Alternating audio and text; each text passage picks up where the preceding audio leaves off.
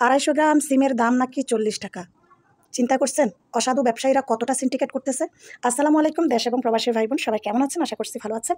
তো আজকে আপনাদেরকে এই যে সৃজনী সবজি সিম, এটা নিয়ে কিছু কথা বলতেছি। এই যে সিম একদম মাছের দামে পৌঁছে গেছে। 1 কেজি লোট্টা মাছ যদি আপনারা বাজার থেকে কিনেন, আপনাদের লোট্টা মাছের কেজি পড়তেছে কত? 140 টাকা, 160 টাকা। ঠিক আছে? তো 1 কেজি লোট্টা মাছ কিনলে কিন্তু আরও সুস্বাদু করে ভাত খেতে পারবেন। কিন্তু এই সবজির দাম এখন বর্তমান 1 কেজি লোট্টা মাছের জায়গায় পৌঁছে গেছে। তো দেখেন একজন বিক্রেতা কত পরিমাণ সিন্ডিকেট করতেছে। এটা সিজনি সিম, আমি মানি। তো সিজনি সিম প্রথমত একটু দাম থাকবে। তো দাম বলে হয়তো 80 টাকা হতে পারে বা 70 টাকা হতে পারে কেজিতে। তাই বলে 250 গ্রাম 40 টাকা, 1 কেজি কত হচ্ছে? 160 টাকা। তো এবার চিন্তা করেন, আমরা ক্রেতারা, আমরা যারা ক্রেতারা, আমি এখানে 250 গ্রাম সিম আনছি 40 টাকা দিয়ে। আমি নিজেও আনছি, আমি নিজে স্বীকার করতেছি আমি কেন আনলাম। এই যে দেখেন আজকে কেন আনলাম, আজকে আনছি বিদায় আমি আপনাদের সাথে এই ব্লগটা তৈরি করতে পারতেছি। এই ব্লগের মাধ্যমে এই কথাগুলো আপনাদেরকে জানাতে পারতেছি। আমার দিক থেকে যতটুকু এই সম্পর্কে অভিজ্ঞতা আছে ততটুকু তুলে ধরার জন্য আজকে আমি এই সিমটা নিয়ে আসছি। যদিও বা এটা একটা সিজনি, অর্থাৎ মৌসুমি একটা সবজি, বর্তমান মৌসুম। তো যাই হোক, এই সবজিটা আমি যখন বাজারে দেখছি তখন তাকে জিজ্ঞেস করছি বিহারিকে যে আপনি এই সিম কিলোতে কত বিক্রি করেন? সে বলছে 140 টাকা। তো আমি বলছি ও মা, অনেক দাম। তো বলছে যে আপনি 250 গ্রাম নিতে পারেন, 250 গ্রাম 40 টাকা। তো আমি বলছি আর কম হবে না? বলছে না, কম হবে না। তো আমি কি করছি, ঠিকই 250 গ্রাম সিম কিনছি 40 টাকা দিয়ে। তাহলে আমি 1 কিলো কিনলে কিন্তু আমার 140 টাকা আসতো। তাহলে কিলোতে 60 টাকা, এখন যে 250 গ্রাম কিনছি 60 টাকা পড়ছে, তাহলে 20 টাকা আরও বাঁচতো। তো যাই হোক, এখন এই যে আমরা অসাধু সিন্ডিকেট ব্যবসায়ী যারা এইভাবে চৌড়া দামে বিক্রি করতেছে, আজকে যদি আমাদের মতো, মানে বিশেষ করে আমার মতো নাদান কাস্টমার, আমার মতো রাক্ষস ক্রেতাদের জন্য আজকে হচ্ছে এই অসাধু সিন্ডিকেট ব্যবসায়ীরা সুযোগ পাচ্ছে। তো আমরা আসলে বিক্রেতাদের দোষ দিয়ে লাভ নাই, সব দোষ হচ্ছে আমাদের। আমরা কেন মাছের দামে সবজি কিনতেছি? তো আজকে যদি আমরা মাছের দামে সবজি না কিনতাম এত দাম দিয়ে, অসাধু সিন্ডিকেট ব্যবসায়ীরা একদমই সুযোগ পাবে না।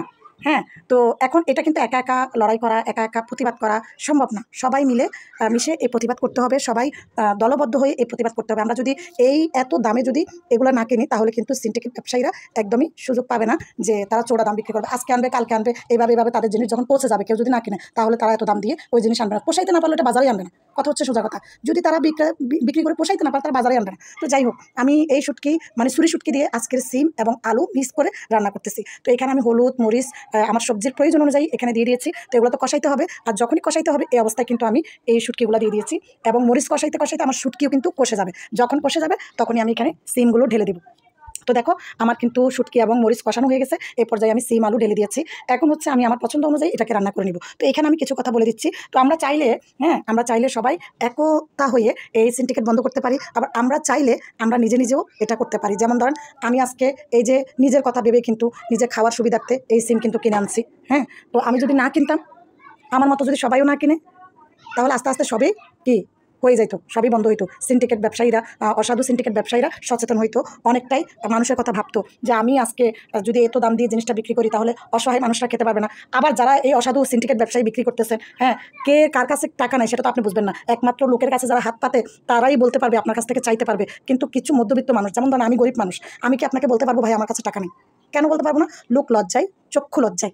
তো এই কথা চিন্তা করে কিন্তু আপনারা যারা বিক্রেতা, হ্যাঁ, আপনাদেরও হিসাব করে চলতে হবে, হিসাব করে বাজারজাত করে জিনিস বিক্রি করতে হবে। আপনি আনছেন চৌড়া দামে, কিনে আনছেন, আরও চৌড়া দামে আপনি বিক্রি করতেছেন, তাহলে হবে না। ঠিক আছে?